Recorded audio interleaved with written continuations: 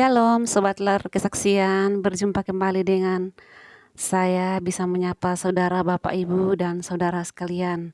Saya mau bertanya, siapa di antara kita yang tidak pernah dihina maupun diejek?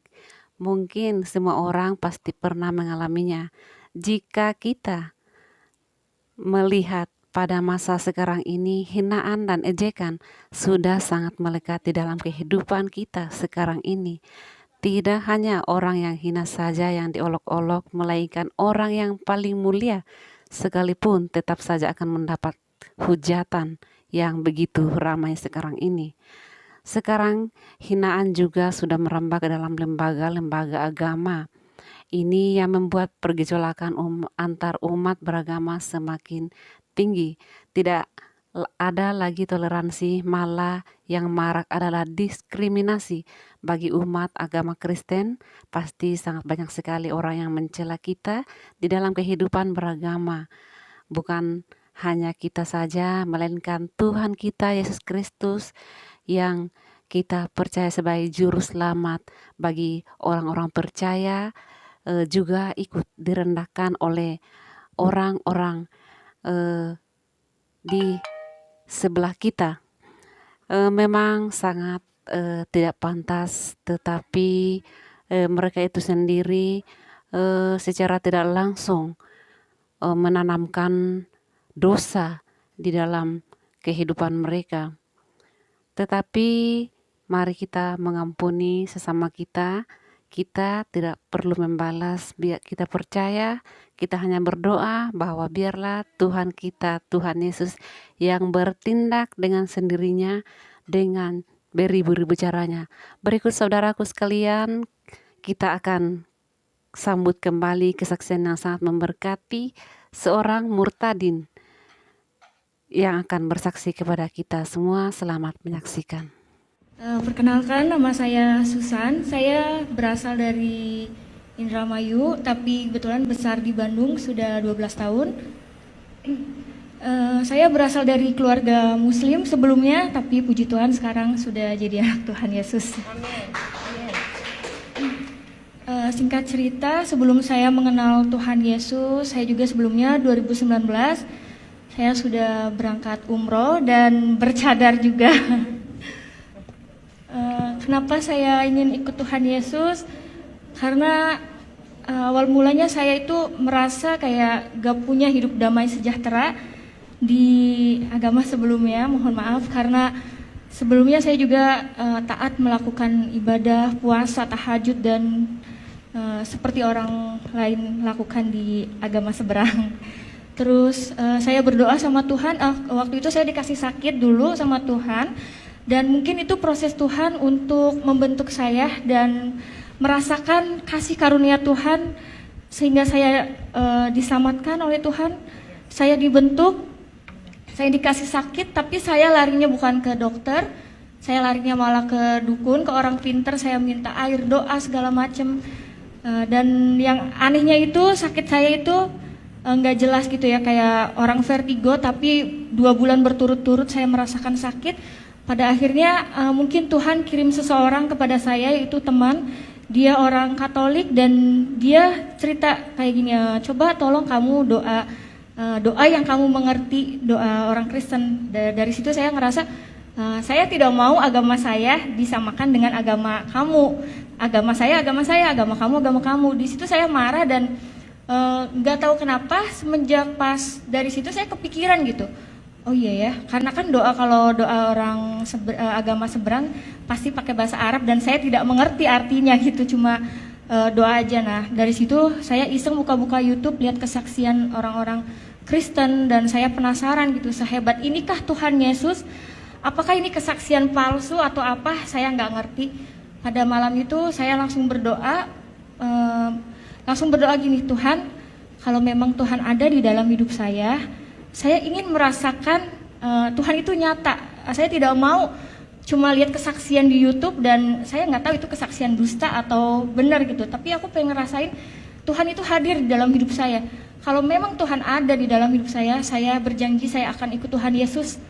Dari situ besok pagi saya dikasih sembuh, tapi itu saya masih tidak percaya sama Tuhan Yesus karena saya masih berpikir ini suatu kebetulan aja, bukan karena Tuhan Yesus yang menyembuhkan saya. 1 minggu, waktu itu 1 minggu saya diberi sehat dan saya ngerasa ada yang menggerakkan hati saya kayak kamu tuh kayak ditagih janji, kamu tuh sudah disembuhkan sama saya, kamu berjanji akan ikut saya.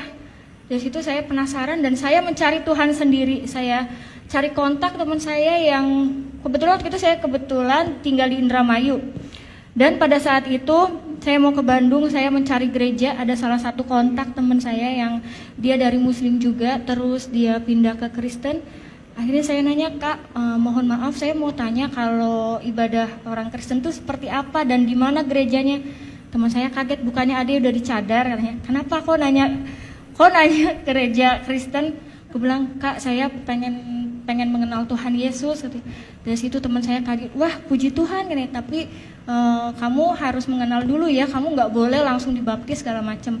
Iya, pada saat itu saya merasa saya masih melakukan banyak dosa dan saya belum siap dibaptis. Pertama kali saya datang ke gereja, itu saya di situ nangis dan saya sendirian datang ke gereja nangis. Terus saya ngerasa ada damai sejahtera di ibadah orang Kristen ini.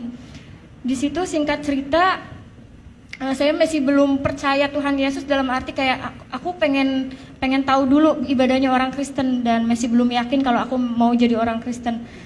Pada akhirnya Tuhan Yesus ngejamah hati saya dan saya digerakkan hatinya untuk cari tahu lagi lebih dalam lagi tentang Tuhan Yesus.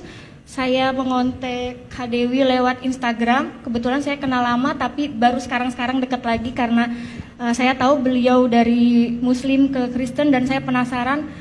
Pada waktu itu langsung ketemu dan yang tadinya saya tidak mau dibaptis karena beliau menginjili saya dan saya berdoa sama Tuhan, Tuhan kalau memang Tuhan berkenan, tolong siapkan hati saya untuk menjadi anak Tuhan Yesus dan bisa memuliakan nama Tuhan dan bisa menyelamatkan keluarga saya juga Tuhan. Dari situ saya nggak lama bulan 6 tanggal 24 saya sudah dibaptis, puji Tuhan. Setelah mengenal Tuhan Yesus, saya merasa kayak lebih damai sejahtera. Apapun masalah yang saya hadapi, biasanya saya itu emosian, temperamen. Puji Tuhan sekarang saya bisa lebih sabar, lebih menerima kenyataan hidup saya dan saya juga pernah ketahuan sama mama saya karena kebetulan orang tua saya belum tahu kalau saya Kristen. Beliau nemuin satu buku pelajaran dasar kekristenan dan di situ mama saya bilang, ini apa gambar Tuhan Yesus, buang nggak bukunya, sobek-sobek nggak. Dari situ saya nangis, kataku tuh jangan, ini punya temen aku bilang gitu kan. Terus malamnya aku mimpi mama aku mau bunuh aku gara-gara aku ngikut Tuhan Yesus. Terus aku bilang, nggak apa-apa mama bunuh saya, tapi saya mau ikut Tuhan Yesus sampai kapanpun. Saya nggak mau lepas dari Tuhan Yesus, saya rela mati demi Tuhan Yesus. Di mimpi saya seperti itu, bangun tidur saya nangis sampai berdoa, Tuhan kiranya Tuhan jamah hati mama saya karena orang tua saya itu Muslimnya benar-benar dia kental banget dan karena dia udah tahu aku umroh, sampai saat ini pun mamaku masih suruh aku sholat. Aku sampai bingung, Tuhan aku harus gimana, aku gak mau pura-pura sholat di depan Tuhan karena sampai saat ini orang tua aku belum tahu dan aku kadang suka masih suruh pakai hijab juga. Tapi aku selalu berdoa sama Tuhan, gak pernah putus doa agar Tuhan selamatkan semua keluarga saya di rumah, terutama hati mama saya yang begitu keras, biar Tuhan yang bekerja untuk keluarga saya. Seperti itu.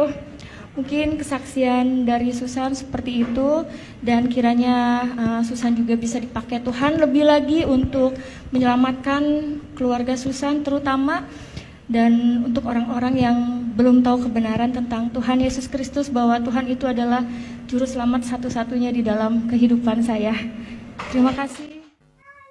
Terima kasih sobat dan saudariku yang terkasih dalam Tuhan Yesus, mengasihi Tuhan Yesus dan dikasihi Tuhan Yesus tentunya. Terima kasih buat saudara sekalian yang selalu menyaksikan kebaikan Tuhan Yesus. Sekalipun kita dihina, dicaci maki dan direndahkan, Tuhan kita yang direndahkan selalu, tetapi percayalah bahwa di balik semuanya itu semakin banyak yang percaya kepada Tuhan Yesus. Puji Tuhan, dan shalom bagi kita semua.